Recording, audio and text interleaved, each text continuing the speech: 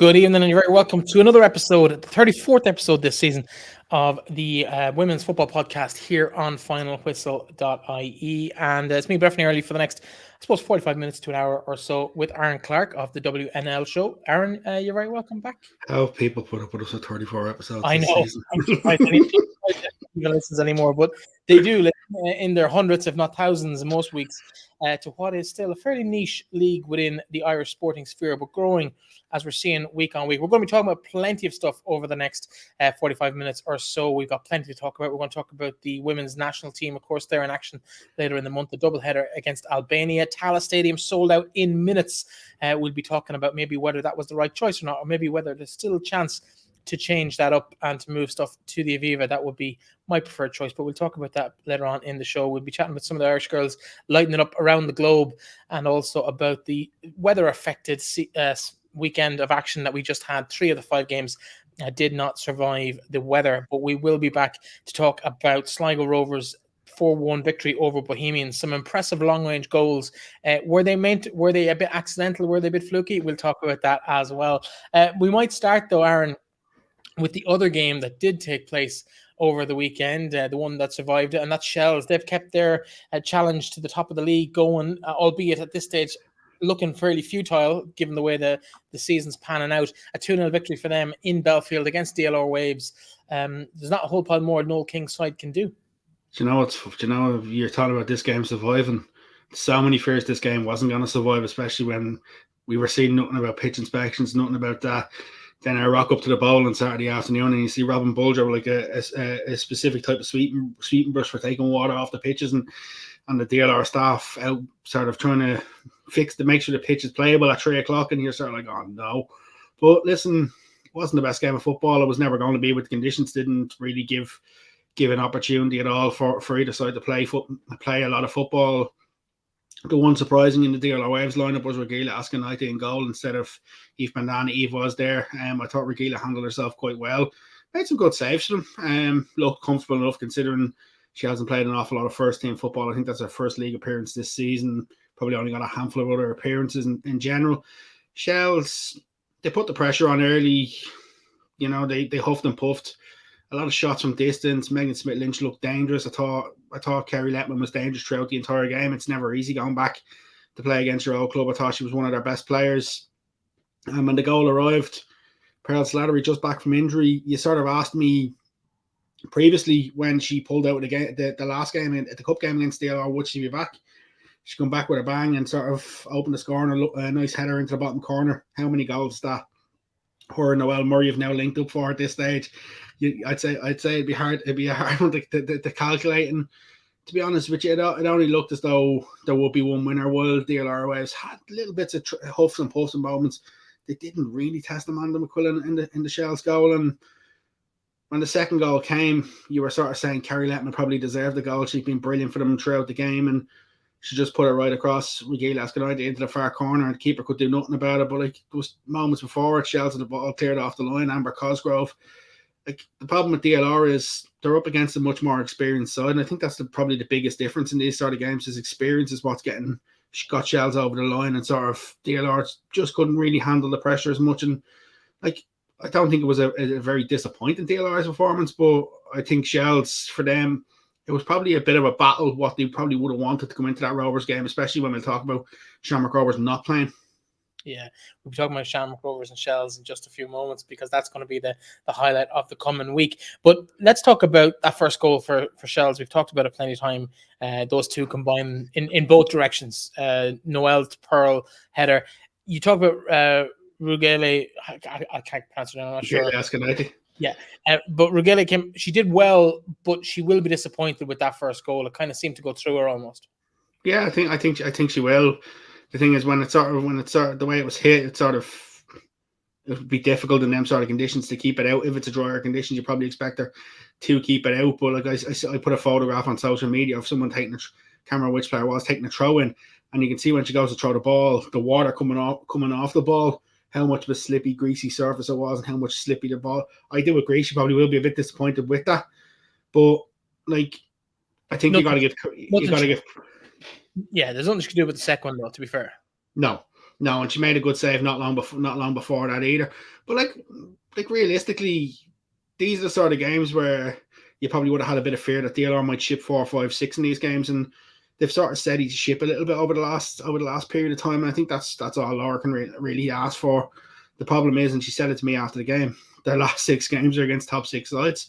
So it's not as if, you know, they have opportunities where they'll be playing teams maybe of their level. They're playing teams who are all above them, and it's going to be very difficult. And for her, it's probably difficult to keep them motivated, keep them going. But they seem to be responding, and she's not afraid to use her bench and give players an opportunity to sort of come on and try things as well. There was one of the youngsters made their debut as well at the weekend. So like, I think from a DLR Waves point of view, it's sort of a case of reassessing what players they have, what players they want to hold on to for next season, and sort of putting them the stepping stones in place. Like the season for them has tailed out once they were beaten in the cup, but I think for them they definitely gave themselves a good account. Delighted to see the pitch did hold up. I didn't think it would, but you know the ball tends to do that in these sort of conditions. I don't think there's been many games called off. I think when you look back, the called off was more for our sprinklers has exploded. Our sprinklers hadn't stopped, and that's where we tend to see games in the bowl. But from Michelle's viewpoint, Noel King, will he be happy? He says I listened to a couple of bits of him after the game. He was happy enough. Probably not happy with the clinicalness, but the fact that they drove on, they got the win. You have to be happy with the 3 points, especially with Shamrock Rovers not playing and Peamount being idle to sort of close that gap to 6 points. They do have a chance this weekend, of course, so they're pretty much killing off Shamrock Rovers' title challenge. They travel to Tallaght for that game. I'll flash up the league table now just at the moment because you can kind of, rather than me talking through it, you'll see it for yourselves. But they're in second place, 6 points behind Shell or Peas with 4 games to play for both sides. Rovers with an extra game, 3 points further back. But if Rovers were to lose at the weekend, it would really put, with Peamount expected to win against Treaty, it would put 12 points between the sides, 4 games left. Rovers would be out of it effectively, probably even out of second place with 6 points to bridge against Shells, even with those 4 games. You just can't see it happen, can you? Yeah, but I'll flip it again, though, Bethany, and add another circumvent to it. If these 2 sides draw, both of them are over. Yeah. Simple as that. A draw doesn't do either of them.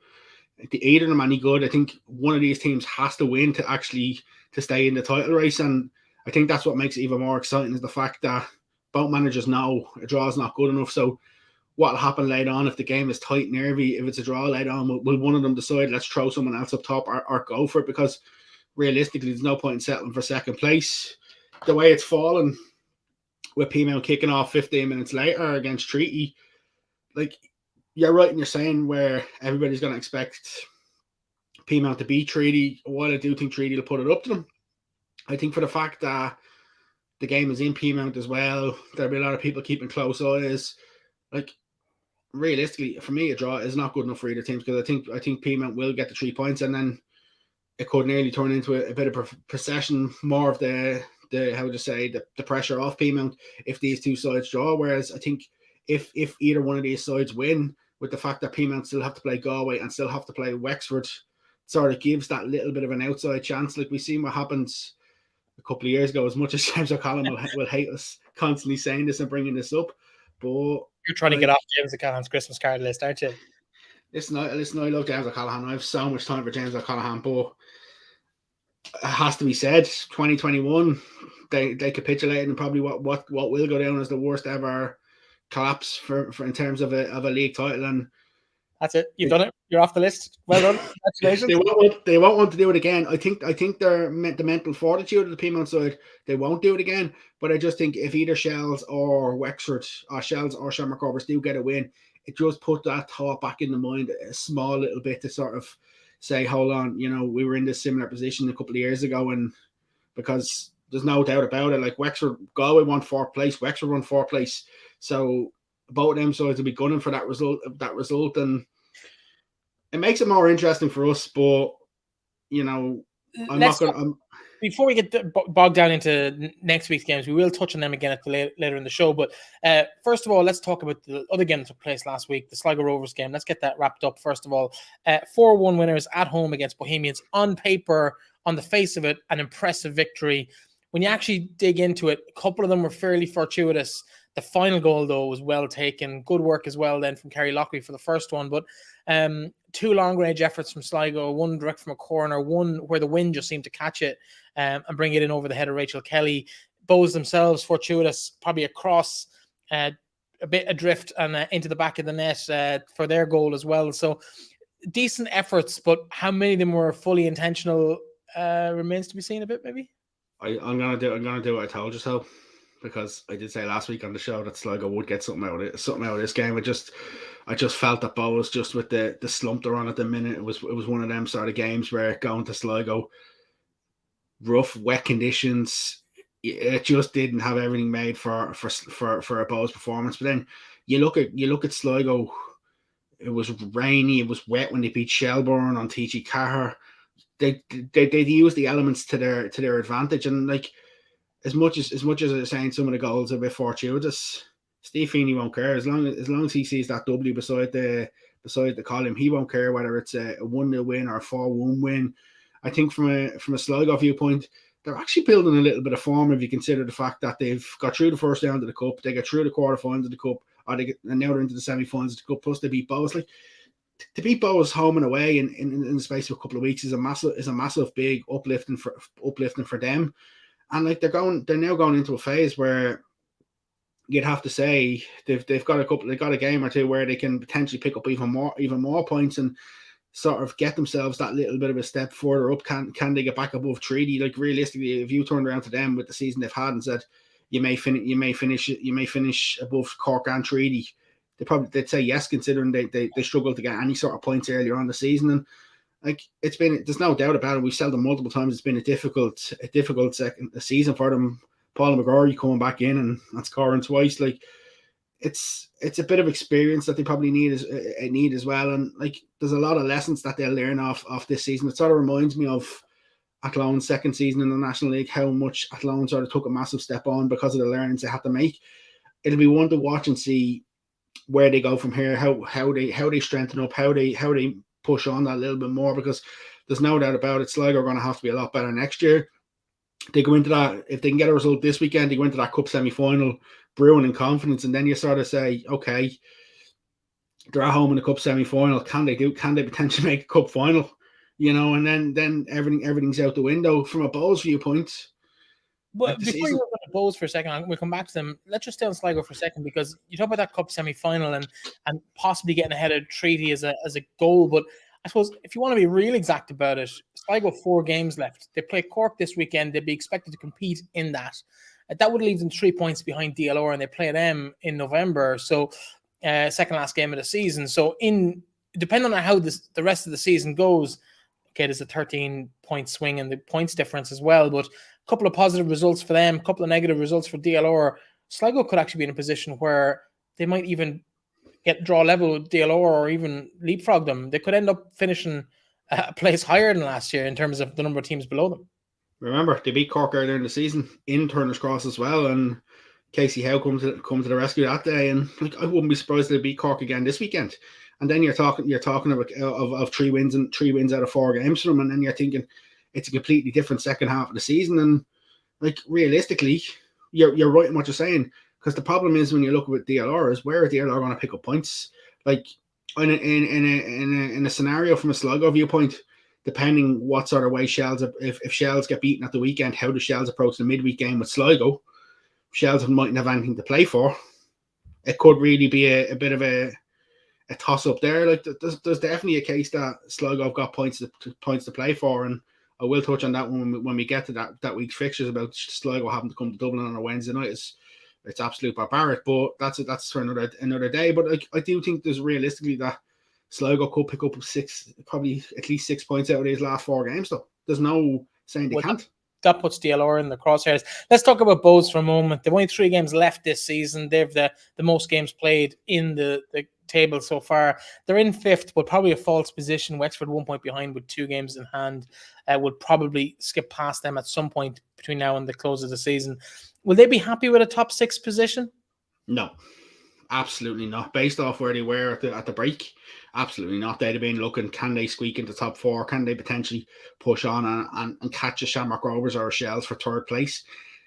that you have to think they haven't picked up a league point since the return from the international break. Like it then goes back to the question of the standards that were being driven in the first half of the season. Like it's a tough one, because you look at, they should have got something out of P-Mount game. Then they limp over the line against Cabinteely, although it was 3-0. They probably should have had Cabinteely a lot further. And then since then, they've really struggled. Like, the question you'd ask is, how much have they missed Sarah Rowe? Because Sarah Rowe, while she's not necessarily the best footballer in the league, she'd be somebody who would definitely set standards, with drive, detail, and having come from a constant elite background and things like that. So that's an interesting one to see. How much would they have missed someone like a Sarah Rowe? Because there's no doubt she had a massive presence around the club, and like, it's been a really disappointing second half of the season for Bohs. For them, you look at the games that they've got left. They've got Shells, Wexford, and I can't think of the last one they've got left is. But like, there's some big games. There's some big games left, and the problem is, out of that Shells and Wexford game, can you see them taking a point? At the minute, no. And that's the problem. At the minute, you can't see them taking any points out of them games. It's Treaty as well. But you probably favour 3 points from Treaty, but the way they're going, you just can't seem to find the back of the net. That's the problem. And when teams get ahead and score against them, they've no way of clinging clinging back, where you see a team may go and get a second against them, and then they're clutching at straws to try and get back into the game, because there's no doubt the goal at the weekend, as much as you won't like us saying it, it's a cross. It is a cross, and like, that's the only league goal they've scored. That's the only league goal they've scored since the World Cup. But then, to be fair as well, on the same note, Sligo scored 2 of them out of their 4. 2 that probably were more intended as hitting. The third one is I think we need to talk about the third one. It's obviously the wind has caught it. Rachel Kelly has signaled that it's going over. She's almost gone around the goal to get the ball, and it just dropped into the net. Even looking back, it takes 3 or 4 look-ins to see what actually happened. It's bizarre, but it's very much wind affected there, surely. 100%. I feel sorry for Rachel, because Rachel's been having a great season. I think Rachel is third behind Karen Duggan and Sive Doyle for the most player in the team of the week from a Bohs viewpoint. But you know, that goal sort of reminds me of, I don't know if you've seen it, there was a goal in the Ajax women's game recently where a ball was on top of the net, and the goalkeeper went to slap the ball that was on top of the net off, and the other ball hits the crossbar and goes in. And it sort of reminds you of, you know, your attention is tailed that it's gone one way, and then all of a sudden, last second, it's boom. Like, listen, I'm not gonna turn around here and slate Rachel, because Rachel has saved Bohs bacon a few times this year, and Rachel will be as much heartbroken over that than anybody. Yeah, no, absolutely agree with you. And it's just one of those days. Sometimes as a goalkeeper, it just happens. There's feck all you can really do about it. Let's talk about next weekend before we move on to the couple of other subjects we want to talk about. And that's just before we do, let's for the listeners, just run through the other 3 games. So obviously, Wexford Rovers, Cork Athlone, and Treaty Galway all failed pitch inspections.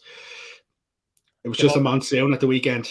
They've all been rescheduled for the 21st of October, and there's been a couple of other games moved around to make sure that can happen cleanly. So do check all listings if you're planning on going to a game. Do check with your clubs or on finalwhistle.ie or the league's website.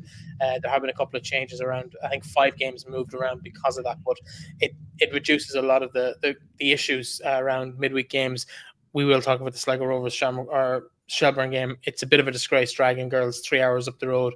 And not so much for the way up, because a lot of these girls are in college. I saw a photo on social media during the week of ATU, Sligo's women's team, and it's a lot of those girls are involved in both.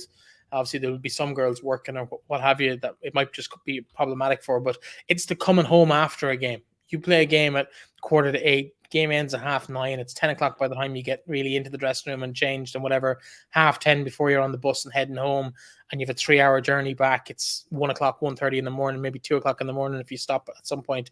And then you got to get up and function the next day in school or work or wherever it might be, or college. It's not really fair. The problem is, Breffney, is the FAI turn around and say the league's a professional league. Unfortunately, you and I don't know. Some things are professional in the league, a lot aren't. And to me, this doesn't sit well, because I would have loved to see and the opportunity would have been there to rejig fixtures or to have bows and shells play on the Wednesday night. They played on the Wednesday night previously. There's an absolute no reason to bring it Sligo up to Dublin on a Wednesday. And the frustrating thing is that after the international break, the first game back after the international break on a Saturday, it's bows and shells. Of course it is, but it's there's a lot of moving parts, and we don't sit in the league office when they're making these decisions. No. We don't know. Maybe it suits the specific set of girls in Sligo. Maybe it actually suits them for a bit of a trip at the end of a season when there's very little to play for other than a bit of pride. To have that kind of a trip. But you have to remember, them girls, a lot of them Sligo girls probably are and we know they would be on fully amateur contracts where they wouldn't be. They'd also be losing expenses, having to leave, the ones who are working, having to leave work early and stuff like that. Like, this is why I think when we're having midweek fixtures, they always have to be regionalised. Can't be anything other than that. Like, we've seen, even from the refixtures games, and I'm gonna bring it up because we had a listener comment on the show last week asking us about Treaty and Cork being played on Cork and Treaty being played on the Friday night. It's now being moved to a Saturday in Bishopstown because of an Ireland underage game. That sort of thing is when we talk about professionalism of the league, is that the actual, how would you say, the powers that be will reward a Munster FA with games down in Thomond Park and in Turner's Cross, but at the detriment of the Cork City women, where they have to move venue because there's underage games, like the under 17s competition. Those games weren't fixed before the women's games. Like, if it was the other way around, the women would be told, no, there's a fixture on. It should be first come, first served, and the major tenants should be the first call on that stadium. But it's like the FAI rewarding the Munster FA for hosting the fixtures, but punishing Cork City, where you're talking about a professional league. Like, Bishopstown this time of year is probably a bug, and that's probably being nice to it. And like, to send players down there in an elite league to play down there, and like, if it's the first time, we'd still give out it. But it's the fact that that's 3 games this year that Cork City are going to have to play away from Turner's Cross. They had to play one of their All Ireland Cup games in, I think they played it in Tipperary in Cashel. I think it might have been where we'd seen the video of the youngster robbing the flag, where the game was held up. Then this will be the second game we played in Bishopstown. It's just not good enough. Yeah, it's not good enough. But we talked about standards in the show before, and I don't want to hash it up again, but I was disappointed there was no commentary in the Sligo Rovers game last weekend. It was a tough watch with no commentary. The DLR commentary was patchy. They seemed to go through quiet periods. This audio issue, you could barely hear the commentator. When you did, I had to turn it up full to hear him, and then when I tried to watch something else immediately afterwards, I nearly hurt my ears because I forgot to turn it back down again. We need to get the quality of the coverage better across the league, and that comes from the league office, but also from the clubs and how they present themselves, because the clubs are ultimately responsible for those games. They provide the commentator, they pick who it is, and we've talked about it before about having a kind of just tick the box, get somebody to do it. It doesn't matter how good or bad they are. There's no real level of standard to it. It's just fill the gap, tick the box, move on. And that's just not good enough anymore for a product that people are paying for, or that they're looking for people to pay for. We see it across the board. And then it goes back to the other side of it, is when they complain about people using things like illegal streams and stuff like that, which, if people aren't going to pay for a product, they're going to find a different way to use it because they don't feel comfortable that they're getting value for money. So, like, that's the problem, and that's where it becomes a lot harder. It becomes a lot, like, I have LOI TV, and half the time my sister uses it more than me because I'm at a game or so where she would use it. I'd only catch up on bits of things. But, like, you're right in what you're saying. Like, we need to have it across the board. But we see, and I know, I was in the Emirates on Sunday, and I was in Stamford Bridge on Sunday. Like, the Emirates. But look, you look at the Chelsea game. The Chelsea game is live on Sky Sports. You know, this evening alone, Glasgow City, Celtic against Glasgow City in the Scottish Women's Premier League is live on Sky Sports. You know, but these are frustrating to watch.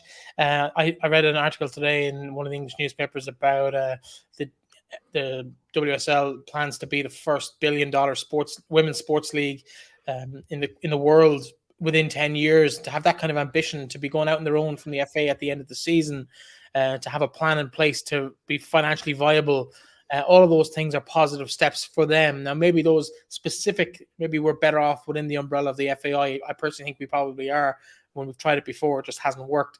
And I think it needs to be a proper plan, and that's what needs to happen. And that's where we need to see the focus of the FAI and the league coming in to actually come up with a viable plan, making it part of a proper, not just an ad hoc thing like TG Car, which is great, but it needs to be more scheduled. It needs to be more structured. LOITV, I think, is the way forward. It means that the clubs have control over the finances, the league control their own image. That's where we should be going, but it requires investment. Anyway, we'll get bogged down talking about that forever. Just before you do that, though, you're talking like the thing for me on the UK, on the WSL, what they're planning to do. I think that's unbelievable, and I've said this on multiple shows this year. What is the strategic plan for the Women's League? What is the legacy of the World Cup? At the minute, there is absolutely no legacy off the back of the World Cup. We're seeing nothing. Nothing has changed for Irish football. Nothing has changed in terms of this is what we want to do. This is where we want to go to. This is what we wanted to. I'm going to disagree with you because locally where I am, you're all well and good up in the Dublin where you've got for years the DWSL was the strongest league in the country. Then you had the MGL and another. But there's more going on between them two at the minute. Even I'm not going to get into the politics of that, but on the basics of it, if you've got a daughter or young girl in your life, she has football at a competitive level the whole way up from probably 7 or 8 or younger right up to whenever she feels she needs to retire from the sport. For the first time ever, only 2 weeks ago, we've had a junior women's league in Sligo Leitrim, which is where I'm based. And to see the first game of that played between my local club and the two teams in Leitrim, ironically, played the first game in it in the Sligo Leitrim League. But it was to have that facility, and straight away, I think it's 11 or 12 teams in the league. So you've 12 teams in the league here. Take a squad of 15 to 20 players, 240 girls that weren't facilitated within the sport 3 weeks ago are now actively playing week in, week out and have a full season of fixtures ahead of them. I'm going to stop you. The legacy of the World Cup. I'm going to stop you. Who put that together? Who was the driver behind that? It was Catherine Heinemann, as far as There you go. And the local leagues.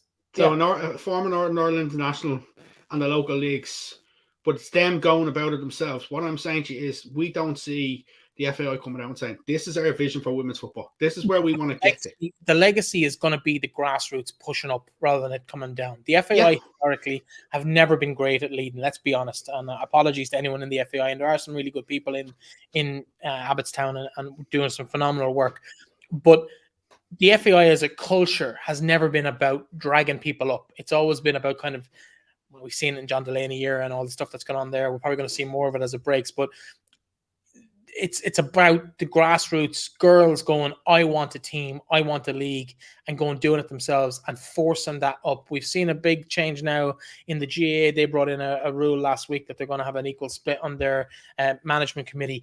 That's possibly in the short term unworkable, but it's going to happen over time where we're going to see women's impact in that organization going forward. They're going to merge camogie and ladies football, and that's going to be phenomenal for that sport. I think the WFAI merger 10 or 15 years ago now with the FAI kind of happened seamlessly. We haven't really seen a route for women. The women that were involved are still involved, but for new, fresh voices coming through. And we're going to see people like, I'm going to call her Catherine, but it's Dizzy, as anyone knows around the Northwest, to push forward and to make a difference in local football in every area. We need a vibrant junior league in every single area. That overflow players who come out of under-19s don't get signed by a national league team, or coming through just a juvenile club and getting to play until they're into their late 20s, early 30s. That needs to be the norm, and it's becoming it, and that is the legacy. FAI might not have anything to do with it, but ultimately you could argue that the FAI, and I can't believe I'm defending the FAI here, but ultimately the FAI put in place that, again, because of a strike potentially, but the resources were made available to the women's, whether it was Vera or not, whether it was the players or not, whether it was the resources or not. The FAI created that environment and facilitated it, and we got to a World Cup, and we're seeing that legacy. We're not going to see the full impact of that legacy for another 5 or 6 years, but it's definitely coming through. I fear that without people like Dizzy, we're not going to see because we're not going to see people who, unless people are going to take it by the scruff and actually do it themselves. I would like to see like the FAI what their plans are, because I agree with you. Grassroots football is the most important. Like, I have no affiliation with grassroots football at all. I've never been affiliated with a local soccer club, but for me, that's where the next group of talent come from. And I 100% agree with you. But I'd like to see what their plans are, how they're going to expand grassroots, how they're going to expand the elite, how they're going to merge the gap in between. Because the problem is since the World Cup, all we've heard since the World Cup, and I hate to drag it up again, is we've heard what happened with Vera, what's happened there, what's gone on, Eileen coming in. We haven't actually heard anything else about what impacts that, what plans they have, how they plan to grow. Because even when the meetings had Jonathan Hill addressed the media recently, everything was nearly around Vera. Everything was nearly around what's going on with Vera. Whereas I'd like to know what their plans are, because realistically, Irish football is, and when we look at what's happening abroad, Irish football is miles behind. And like, I would love to see, as you say, I'd love to see every county having grassroots women's football all the way through. I'd love to see every county having the opportunity to play, whether it be the Gainer Cup, having things like that, and seeing these next generation of players that'll eventually come on and play for them. But the problem is, at the minute, we don't know what's actually going to happen. There's no, I think they should realistically have a new, whether it be engagement with all stakeholders on women's football, because any plans that they would have had in the last couple of years are completely outdated. They're completely gone. But I'm glad to see what's happening in Sligo Leitrim, because that can only benefit Sligo Rovers. If Sligo Rovers can pick one or two players out of there every year or so to help grow Sligo Rovers, that's a massive benefit, because we had the question constantly, where are Sligo Rovers going to get the players from? There's an avenue now that's been opened to them. We see a little bit, I think there was stuff in Longford as well recently about the women's football in Longford. And I think we need it everywhere. I think me and you may need to do a little bit more to help grow, to help to promote these, help them get like. And that's the thing. Like, we're more than willing to help and support and do anything we can in our way to sort of push them on. But I just think we all need to work together to make sure that we have a real impact, and we secure Irish football, Irish soccer for the next, women's soccer for the next 20, 30, 40, 50, 60, 70 years. Well, let's talk about the immediate future, which is later this month. Ireland face Albania. The game's down for Tallaght. The game has been sold out instantly almost for that game. 8,000 tickets, or give or take, in Tallaght Stadium. The new stand not quite ready to open just yet. I called it at the time that I think the FAI should take a bit of a gamble and back the support, because nobody came to see Northern Ireland. No disrespect to Northern Ireland. There was 1,000 fans there, but there was 40-odd thousand there to see the Republic of, or 30-odd thousand, I can't remember the exact number, 35,000 or something, there to see the Republic of Ireland. Should we have backed them, and should we be in the Aviva? Is it too late to move it to the Aviva? That's what I'd like to know. I'd say yes. Anybody who, well, because I got hold of the pre-selling today before tickets went on sale, and I said, anybody wants it, let me know. I'll give it to you. I warned everybody who come looking for tickets at me, tickets are going to fly. They're going to fly out the door. They flew out the door probably quicker, or as quick as the French game, which was a massive game, and considering Albania would be classed as a minnow. The problem is Breffney, is like, I would like to know, did they do any due diligence about seeing could they host it in the Aviva? Was it a case that they may have been told 5:45 kickoff in the Aviva doesn't work? Rusha Littlejohn, I said you off air, was on Off the Ball last week, and she was saying they need to go with it and jump at it and sort of take a punt on it. There's a couple of things, and I've highlighted them to you off air. The FAI Junior Cup finals and Intermediate Cup finals used to be played in the Aviva with about 1,000 people there. I've been at AIL rugby games where Wanderers have played on the main pitch in the Aviva, and they've opened the stadium with that. I know they say 28,000 to break even, but surely, yeah, is the question I would have, is the FAI debt the reason why they're not doing it? They're not willing to do it, because we were in Hampden Park. Hampden Park is a bigger stadium. There was about 12,000 there for the World Cup playoff. They still opened it. They put the tickets on sale before the Ireland game. They played the Austria game, playoff game there as well, and they put the Ireland tickets on sale just in case they got through. So, like, if Scotland are willing to do it and sort of have the punt at it, I'd like to know why the FAI didn't say, okay, let's just roll the dice. If we get 15, 20, if we get 20,000 there, let's just roll the dice. Let's continue to build on it. Let's push. Like, there's no doubt the Saturday 1 o'clock kickoff was much better. The 5:45 on the Friday probably doesn't suit as many people. But if you're going to do an Aviva game on a Friday or 5:45, it probably gives people a better chance of getting home off the back of it as well. And I don't think they will move this. It'll be interesting to see if they sort of have any conversations off the back of the Hungary game. That was my next question, was if you're now in that situation where you're planning out what's going to happen for the Hungary game, based on how quickly this sold out, do we change it and go to the Aviva and say, okay, let's spin the dice and see how it goes? Well, realistically, we could top the group, secure top place space in league in our group for the Hungary game. Like, I hadn't even left Budapest last Thursday, and the pre-sale had literally just dropped. There was no inkling that it was going to drop. It was just all of a sudden dropped out. I don't think many fans were aware. But like, the thing for me is, and this is what makes me smile and makes me, you sort of giggle when you look back at it, is that there's now people wanting to form a women's supporters club. Yeah. When have we ever had that they want to form a women's supporters club to support Ireland, whether it be home or away, and sort of, we've never had that when it comes to the women. Like, I know Gary Spain does a lot of work with he's the men's supporters officer, and sort of does a lot of work helping the women, but the fans actually want to create their own supporters group. Like, we've never had that. Yeah. And it's great. It's amazing. Positive, but again, it boils down to what is the strategy? What is the plan on?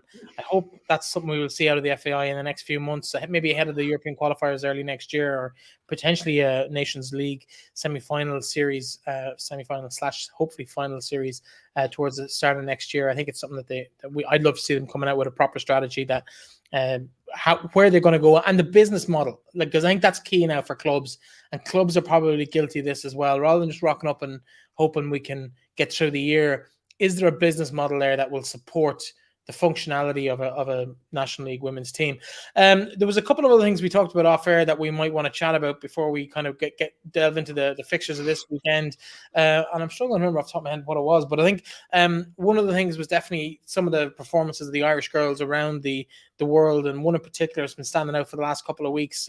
We both interviewed her after the Northern Ireland game, and she seems to be in a really happy place, both on and off the field at the moment. Kira Caruso, she's just buzzing, scored another goal for San Diego at the weekend, put them top of the league and really put them in the shake-up for the NWSL, the top position in the league. I know there's a kind of a post-season thing, but there is still a kind of tops of the table kudos that go with that. Three goals in 7 or 8 days. Scored against Northern Ireland, scored against Hungary, and then scored for San Diego Wave. Like, that's just somebody who'd gone from previously only scored 2 goals for Ireland in all our caps, all of a sudden doubles her tally in a week, scored for a club last month as well. And the thing is, she's starting the game for San Diego Wave. It's not as if she's coming off the bench with 20 minutes to go and making an impact on scoring. She's actually starting in these games. I think that's a credit to Kira, because you said to me, a happy player can be a dangerous player. She's back in San Diego. She seems to be loving life, and she's having fun on the pitch. Like, what more can you really want? We've seen other players who've sort of struggled a little bit for game time, where Kira's sort of taken advantage of everything that's happened, and she sort of built on that momentum from the World Cup to sort of push on. And like, there's no doubt when San Diego Waves came, we were probably, a lot of people probably thinking, that's a weird MILF going from playing in the Championship in England to starting in the NWSL. Like, not a lot of people would do that, but I'd say Kieran herself probably thought, okay, I'll come in here, I mightn't start many games at the start, I'm at home, I'll get to enjoy football. But then all of a sudden, she's worked hard, she's got herself into the team, she's scoring goals, and she's getting her reward. Casey Stoney seems to be happy with her. Like, it all bodes well for Ireland, because the problem is, we do have a lot of players in the minute who aren't necessarily starting for clubs week in, week out, or some players who maybe aren't necessarily getting game time. I know one player we did speak about in recent weeks who missed the World Cup through injury has now signed with a club. Megan Campbell signed for Everton. Be interesting to see how Megan gets on this year. Can she put the injuries behind her? Can she? The videos that I've seen, she seems to be working hard to sort of get herself back fit, to get herself in a position, because at the minute it looks as though Niamh Fahy's going to be out for 6 to 8 weeks. Aoife Mannion's at a similar time frame as well. So neither of them are probably going to play in any of the Nations League games. So if Megan can get herself a couple of games, can Megan maybe force her way back into the squad, even for the Hungary and Northern Ireland games? That'll be where she probably is aiming. Let's talk about that for a moment, because we've spoken at length about how many players we have at a decent level in England, and I think it's 13. It's a baker's dozen of players in the WSL at the moment, spread across with 5 or 6 different clubs. Last weekend, opening weekend of the WSL, only 3 of them featured got minutes. That's a concern. Our first choice goalkeeper, Courtney Brosnan, not getting a look in. There's a couple of girls in the injured list, fair enough. But the likes of Izzy Atkinson, Jessie Stapleton, Maggie Walsh, I know there's injuries involved in some of those cases as well. Chloe Mustaki not playing at Bristol. Worrying? Absolutely. It's worrying. But the question you gotta ask is what's Eileen Gleeson going to do? Well, we assume it's Eileen Gleeson at this stage because there's been no further communication. What are the Irish management going to do when they're picking that squad for that game? Because you look at, they come into camp, I think it's the 23rd. It's the 23rd. It was, so it's not a long time. Players aren't playing. We see Abby Larkin come off the bench twice for Glasgow. Emily Whelan coming off the bench. Like, the problem is there's a lot of players that aren't playing football. A lot of these players are probably relying a little bit on credit in the bank in terms of international call-ups, and the problem with that is that credit in the bank is great, but if you haven't played football and you're coming into these sort of games, you're not as sharp as you can be, you're not as fit as you could be, and 100% it's a worry. Heather Payne obviously coming off the bench to make her WSL debut with Everton.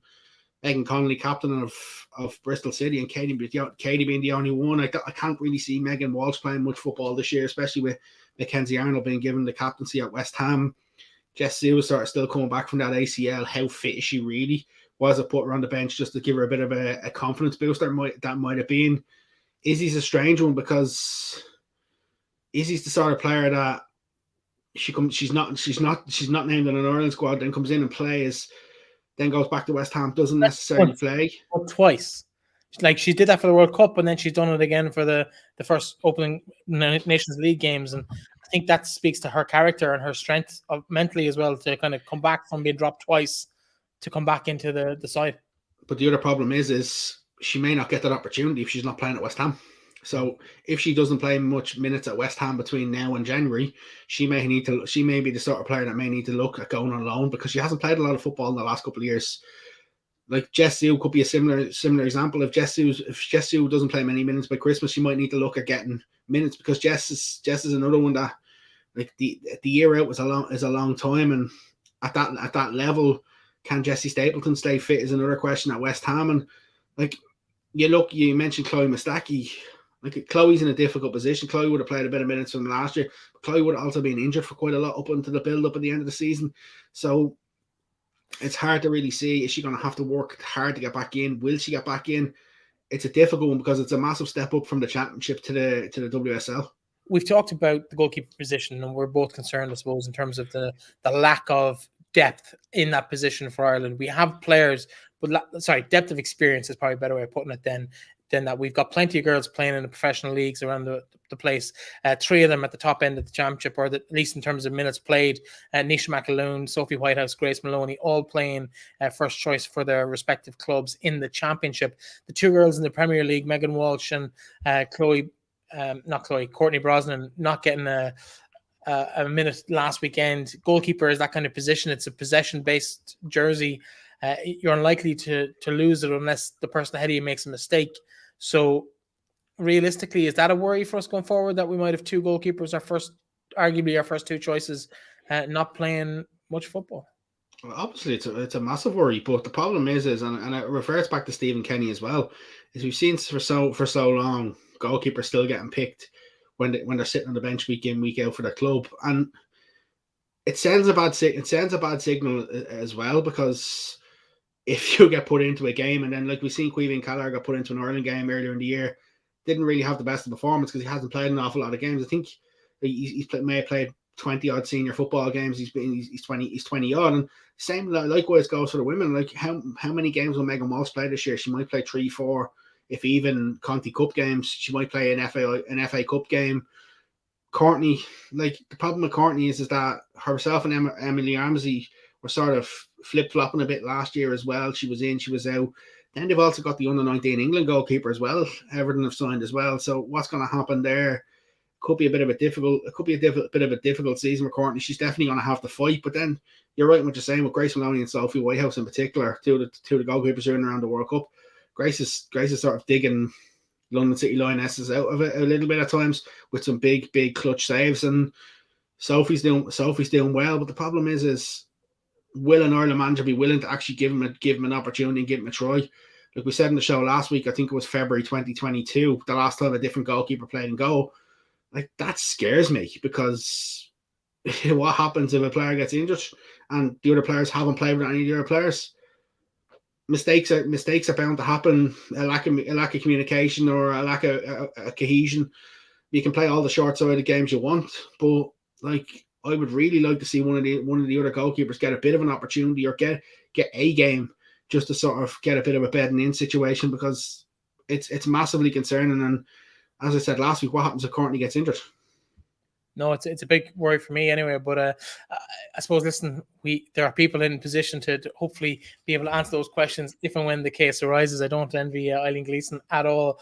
In terms of other players who are kind of knocking around, having a good season so far, and just not quite been able to get onto the field for Ireland, Hayley Nolan, we've talked about her plenty on the show.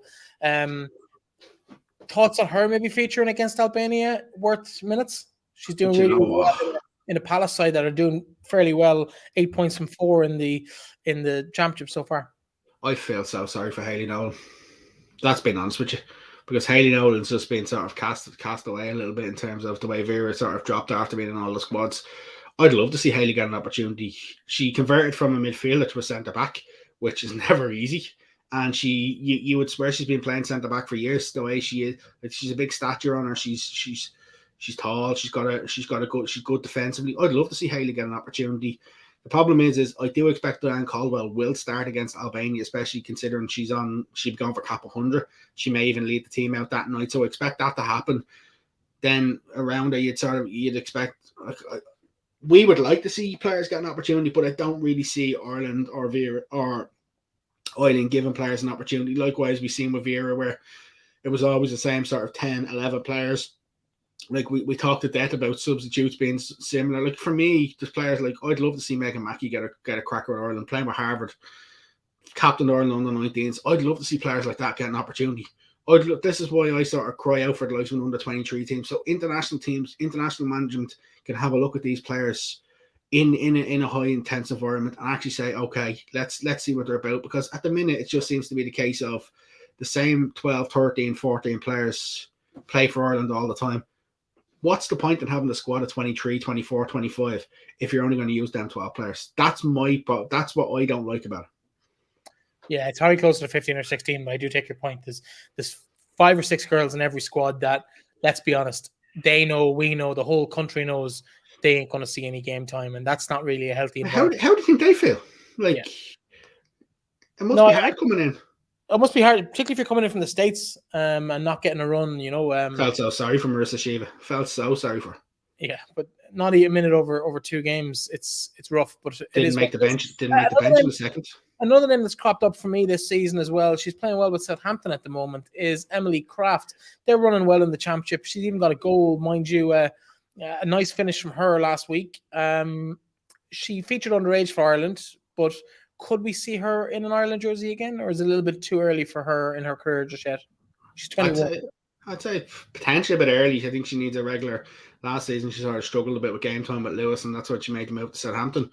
But there's no doubt about it, she's got quality. She's got quality. She's got some quality about her. But like, that's the problem. We've a lot of youngsters who may have could nearly sail. Their ship has nearly sailed without people even knowing who they are. That would have played underage football for Ireland because of the lack of players that getting game time. Like, this is why when you've got a home based camp, and a camp where you're at home, that you could even invite players in. We've seen players being invited in before and sort of train well and then being brought into the squad. This is the sort of thing where you'd like to see a couple of players. You can have a look at a player for a couple of days, have a look at these sort of players, and just if you don't think they're good enough, you don't think they're good enough. But at least you can say, I had a look at this player, I had a look at this player. Like, I'd love to know like how many people are tracking the likes of even from within the FAI, the sort of stuff that's being done on final whistle with who's playing where in terms of European players playing abroad and stuff like that, how many minutes they're playing. Because I'd say there's a lot of people now starting to pay attention, especially when we're talking about these sort of players and we're talking about that. And like at the minute, I can't see many players getting an opportunity, but like I always think back to a Gaelic football style thing where with Pat Gilroy when he took over as Dublin manager, he nearly had he split the county into 4 and had like a trials games, multiple trials games where he literally brought players from all levels to play to see what they were like. Like that's why I'd like to see Ireland bring in a couple of players. Just have a look at players and say, okay, because people talk about them, people talk about who's doing well, who's doing what. So let's say, because if you turn around and say, okay, they weren't good enough or they didn't fit in, at least you can turn around and say, I tried. Yeah, well, as you mentioned, it's a good opportunity for me to segue into the actual coverage we do give on finalwhistle.ie to these teams. As you can see here, with each of the tabs, you can go through and see who's playing in each league. There's 5 players currently eligible. Nicole Douglas, uncapped as yet, hasn't quite declared for Ireland, but is eligible, so we've included her in the list. Same in WSL. Across the championship, Deirdre Bradley, another one who ticks that box. Maybe we'll see her in an Ireland jersey. You're intent on getting that Deirdre Bradley. I think she'll do a good job for us. Diane Caldwell played last night in a 3-1 win for FC Zurich. She's got 4 games so far, and as you can see, through Belgium, Scotland, Spain, and the Women's Champions League as well. Of course, those games coming back around next week. It's been an interesting week, I suppose, time for everybody involved in the sport. We have a couple of Irish girls left in the Champions League, not as many as we would have liked. We kind of expected to see Arsenal in there and a couple of other teams as well, but we will have a couple of Irish girls in there. Your thoughts on what we can look forward to through the Champions League group stages? I'm looking forward to it. I think the Zone have done a little sneaky thing with the fact of the way they've got they've got the coverage Zone up. Their coverage has been great. Showing games on YouTube as well to try and entice people.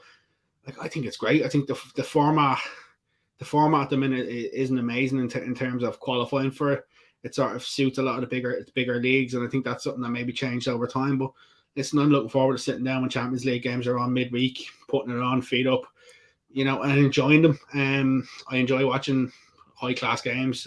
In Barcelona, we're live on YouTube tonight, and that's the sort of team getting to watch these sort of players on a regular basis. What more could you want for? Like, women's football around the world is starting to thrive now. We're seeing more and more coverage or more and more availability in terms of, Yeah, it's great. Here's the fixtures for next week.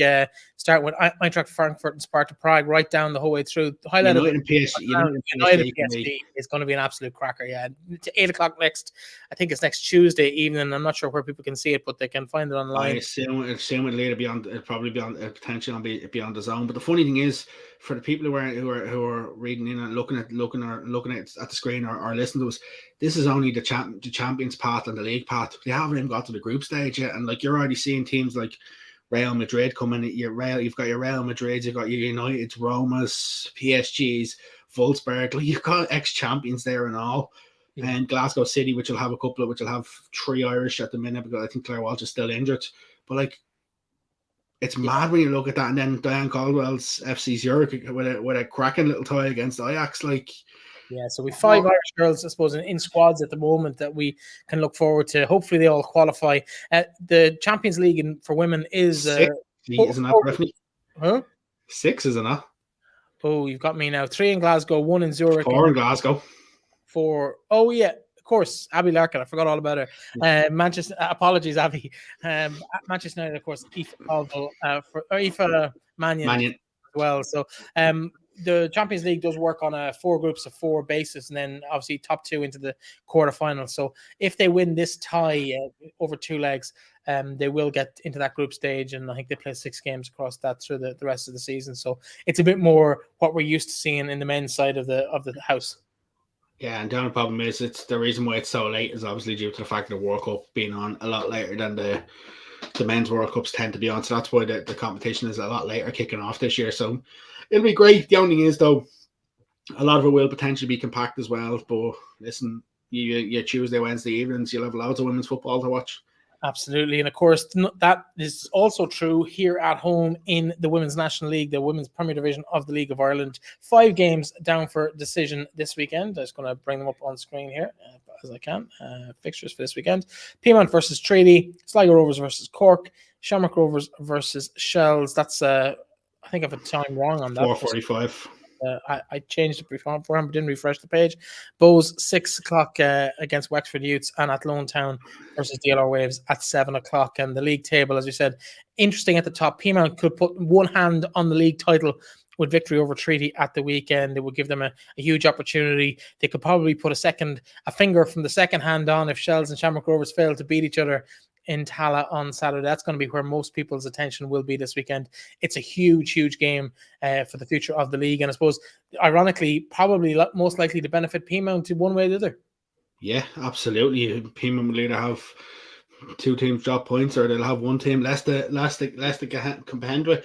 Like, the interesting thing from that situation is like if Shells lose and Shamrock Rovers win, Shamrock Rovers don't beat Wexford the week after, it's just going to be big game after big game after big game. And like, listen, for the fact that Peamount have dropped points in only 2 games this season with the turnover in squad they've had, like, to me, that in itself is the commendment of the management staff and the players, because they will be disappointed with the fact that they dropped the points against Shamrock Rovers. They dropped the 2 points against Shamrock Rovers because they were brilliant that day. Just Amanda Budden was unbelievable. And then against Shells, it was the second half where Shells sort of blitzed them. But when Shells and Rovers met earlier in the season, they sort of struggled to combat each other. I do think Shamrock Rovers are probably a stronger team now. I think Shells are probably a little bit weaker. The signings maybe haven't been as good for Shells. I do favour Shamrock Rovers in that game, but like, I think it's definitely the one where all the eyes will be on this weekend, and I can't wait to head to Tallaght.